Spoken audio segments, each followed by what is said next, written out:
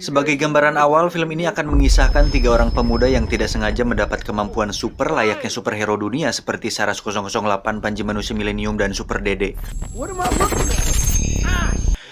Film ini sebenarnya akan berfokus pada tokoh utama bernama Andrew yang baru membeli dan memiliki sebuah kamera dengan tujuan untuk merekam segala sesuatu di sekitarnya.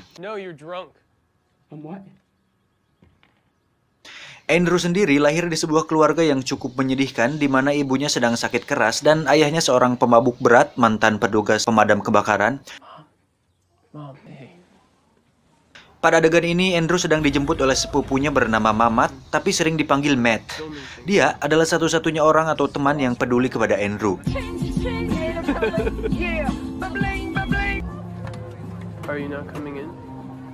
Andrew sendiri tidak memiliki teman di sekolahnya dan justru sering menjadi bahan bully bagi orang-orang di sekitarnya. What is this? You're on a film, man. Pretty on camera. Come on, man, you piece of shit from the hole. Oh, guys. This is my street. Oh, great. Hey, film me. Don't film me. Saat di rumah, Andrew pun mengalami perlakuan yang sama di mana ayahnya sendiri seringkali berbuat kasar kepada Andrew.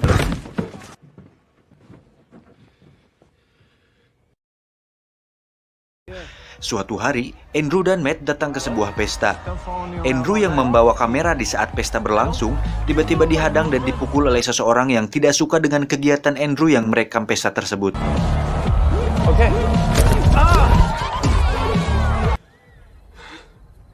Andrew pun keluar dan membersihkan kameranya. Tidak lama, muncullah seseorang bernama Steve. Steve sendiri merupakan siswa yang cukup populer karena dia adalah kandidat calon ketua OSIS di sekolahnya. Saat itu, Steve meminta Andrew untuk merekam sesuatu yang ditemukannya bersama Matt di sebuah hutan yang tak jauh dari sana. Mereka menemukan sebuah lubang di tanah yang sangat misterius. Lubang tersebut mengeluarkan suara yang cukup aneh yang membuat kamera Andrew mengalami gangguan frekuensi semacam glitch. Karena penasaran, mereka bertiga pun masuk ke dalam lubang tersebut.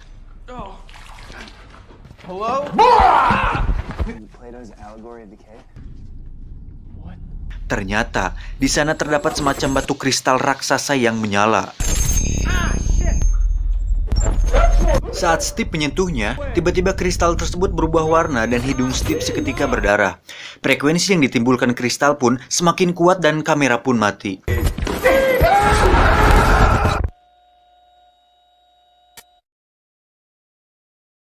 Tidak diceritakan secara detail apa yang terjadi kepada mereka saat itu. Adegan pun berpindah ke waktu beberapa minggu setelah kejadian tersebut. Mereka terlihat sedang bermain bola dan tengah menguji sesuatu. Entah apa sebabnya, setelah kejadian itu, mereka ternyata tidak sengaja mendapat kemampuan semacam telekinesis di mana mereka mampu mengendalikan dan menggerakkan sebuah objek tanpa menyentuhnya. Wow!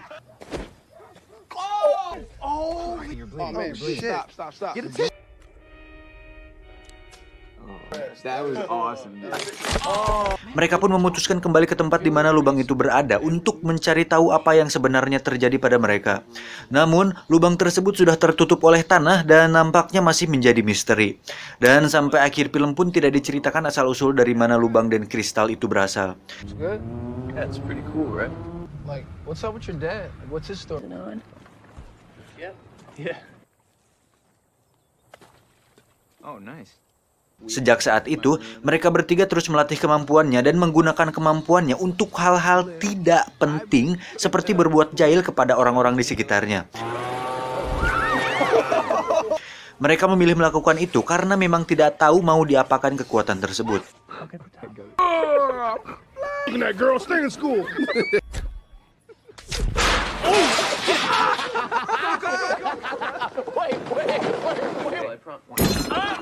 Oh, snap. Like I said, I actually did want to be a police officer. Oh, seriously? Dude. Oh, come on. That is so messed up. It was a failed attempt, though. What? What? Dude. Di suatu titik, saat mereka sedang berkendara, tiba-tiba ada sebuah mobil di belakang yang terus mengklakson. Andrew berinisiatif untuk memberi pelajaran, namun sepertinya dia terlalu kebablasan.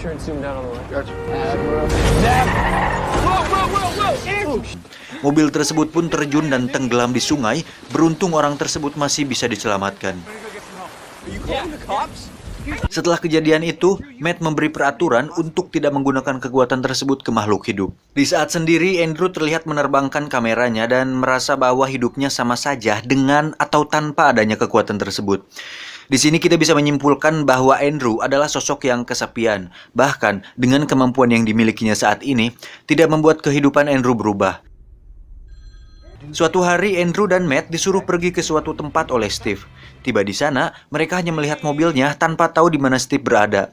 Tak diduga, Steve ternyata sedang melayang di atas. Steve kemudian menyuruh Matt dan Andrew untuk melakukan hal yang sama. Awalnya mereka kesulitan melakukan itu, namun dengan cepat mereka terbang dan justru asik bermain-main di atas awan. Jir, kebayang kalau bisa terbang kayak gitu, mungkin liburan ke Bali akan lebih irit. Terus kalau mau boker tapi rokok habis, juga bisa sempetin beli dulu ke warung. Kapan yang bisa terbang? Entahlah, hanya mas-mas Indosiar yang tahu. Lanjut. Oh, dude, nice catch. Dengan kemampuan terbang tersebut, Andrew dan Steve sempat nongkrong di atas gedung tinggi tanpa takut tidak bisa turun. Di sana mereka mengobrol dan membahas Andrew yang kurang bergaul dan tidak memiliki banyak teman. Steve kemudian mempunyai inisiatif untuk menyuruh Andrew melakukan atraksi sulap di acara pentas seni di sekolah. It's just not. Time with your friends. Yeah. Andrew Detmer. Tiba saatnya, Andrew seolah melakukan atraksi sulap yang mustahil tanpa orang-orang tahu bahwa itu dilakukan dengan kekuatan yang mereka miliki. How are they doing this? Dalam sekejap, Andrew pun menjadi anak paling populer di kalangan teman-temannya. Di pesta ini, Andrew... Anjing. Ngeber terus anjing. Blok! Di pesta ini, Andrew bahkan mendapat seorang wanita yang mau melakukan pengencerotan bersama dirinya. Tak diduga, ini menjadi awal mimpi buruk bagi mereka bertiga. Andrew yang kebanyakan minum, ternyata muntah tepat di tubuhnya si wanita. Hal itu dengan cepat menyebar ke semua orang dan menjadi bahan olok-olok teman satu sekolahnya.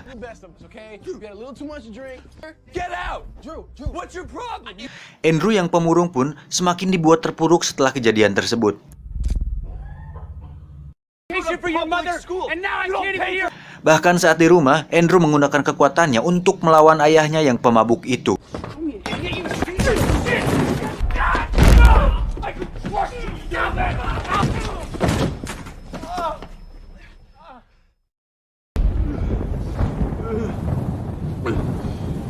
Singkat cerita, Andrew pun menenangkan diri dengan terbang di atas awan yang mendung dan berhalilintar.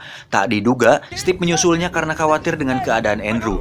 Namun, Andrew mengusirnya dan meminta Steve pergi dari sana. Steve yang simpati terus memaksa Andrew untuk turun dan justru malah membuat Andrew marah. Tak diduga, kemarahan Andrew tersebut membuat petir di sekitarnya menyambar tubuh Steve hingga tewas.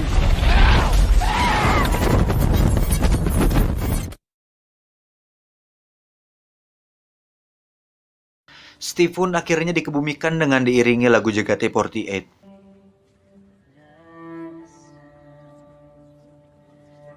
Jir, dulu waktu nonton ini saya kesel banget sama tokoh si Andrew ini. Dari awal sampai akhir film gak bisa gitu dikasihaninya tuh. Kurang simpati apa coba si Matt sama si Steve. Sekarang Steve malah tewas sia-sia. Blok! Setelah pemakaman selesai, Matt menanyakan perihal kejadian yang sebenarnya. Tapi, Andrew justru menghindar dan menyuruh Matt untuk menjauh darinya. Tuh kan, bagong emang si Andrew ini. Steve, this thing. Dari situ Andrew berubah menjadi sosok seperti psikopat yang dianugerahi kekuatan super. Di sekolah, Andrew pun mendatangi anak yang suka membulinya dulu. Lalu, dengan kekuatan yang dimilikinya, Andrew mencabut gigi si anak tersebut. Sejak saat itu, Andrew pun menjadi lebih kuat dari sebelumnya dan menjadi paling kuat di antara yang lain. Di sisi lain, penyakit ibu Andrew semakin parah karena tidak mendapatkan obat dan tambah diperparah dengan perilaku ayahnya yang tidak bertanggung jawab atas pengobatan ibunya. Andrew pun memutuskan untuk mencari uang sendiri untuk membeli obat ibunya. Dia memakai seragam pemadam kebakaran milik ayahnya dulu dan berencana untuk mencari uang dengan caranya sendiri. Tak diduga Andrew menghampiri para preman di sekitar rumahnya yang dulu sering mengganggunya. Andrew melumpuhkan satu persatu dari mereka dan mengambil uang yang mereka miliki.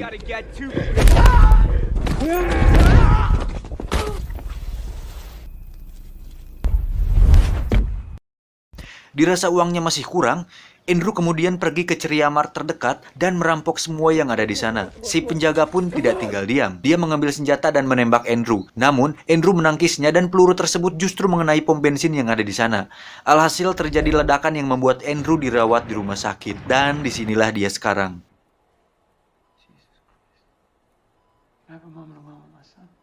Tidak lama ayahnya pun datang. Dia nampak terlihat bersedih. Namun, bukan karena Andrew. Tetapi, ayahnya justru menyalahkan Andrew atas kematian ibunya yang telah diberikan obat. Si ayah yang emosi kemudian teriak-teriak di depan Andrew yang sedang terbaring koma. Tak disangka, ternyata Andrew sadar. Dan tiba-tiba...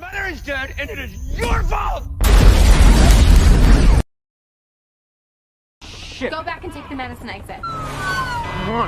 Di sisi lain, Matt dan pacarnya yang sedang akan menjenguk Andrew langsung dikejutkan saat dia melayang sambil menyandera ayahnya. Andrew pun langsung menjatuhkan ayahnya.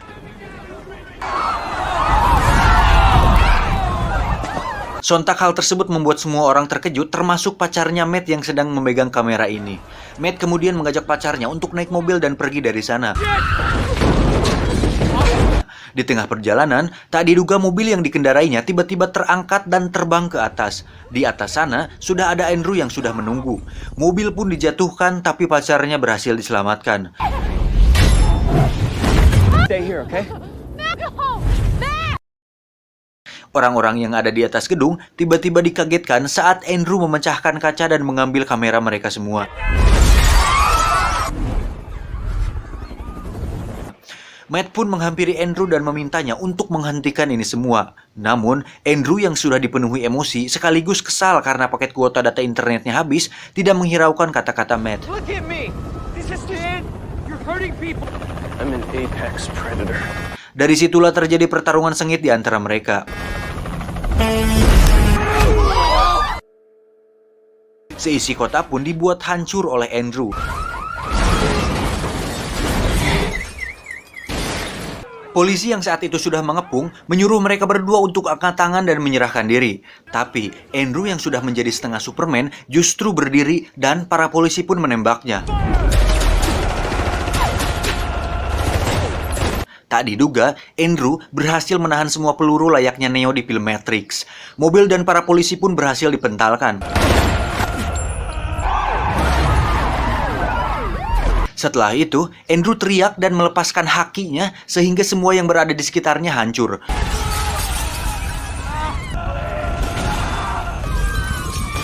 Matt yang melihat hal itu pun tidak bisa tinggal diam. Lalu, dengan tombak yang dipegang patung tersebut, Matt terpaksa menusuk Andrew hingga tewas.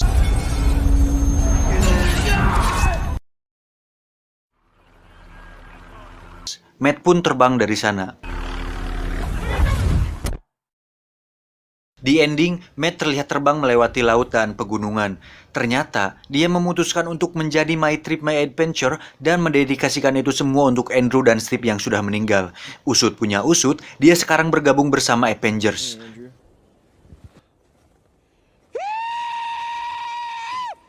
Tamat. Ending yang cukup mengenangkan.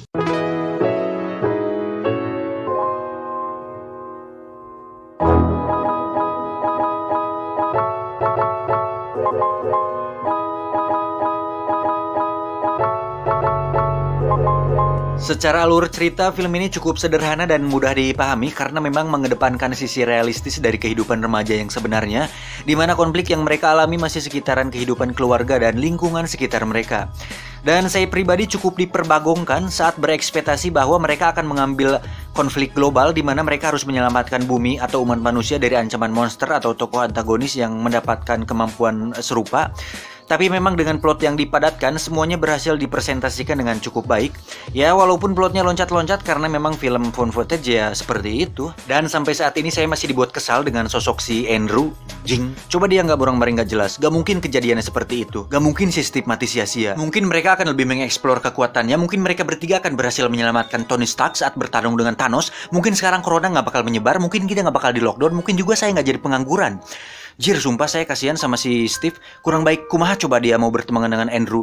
Nyaranin Andrew main sulap biar berani tampil depan umum. Nyusulin dia ke langit sebagai rasa perhatian seorang teman. Cuman timbal baliknya apa coba? Kayak tai gitu anjing. Kesel aing gak tahu diuntung. Blok, lu tuh emang bagong, Drew. Cuma bawa sial. Dasar monyet bawa kadal pintin muka gepeng kecoa bunting babi ngempet dinosaurus brontosaurus sulit ireng hancet muning podol apu Thailand di koreng selangkangan anggur kolesem podo hamil di luar nikah kete. Sudahlah, kecewa sama antum. Selebihnya, film ini cukup berhasil menyampaikan pesan bahwa saat anak muda yang labil harus menerima sebuah kekuatan super, mereka jelas tidak siap dengan tanggung jawab sebesar itu. Hikmah yang bisa diambil dari film ini adalah, seperti kata salah satu karyawan IQ7 Corporation bagian desain thumbnail, bahwa kekuatan yang besar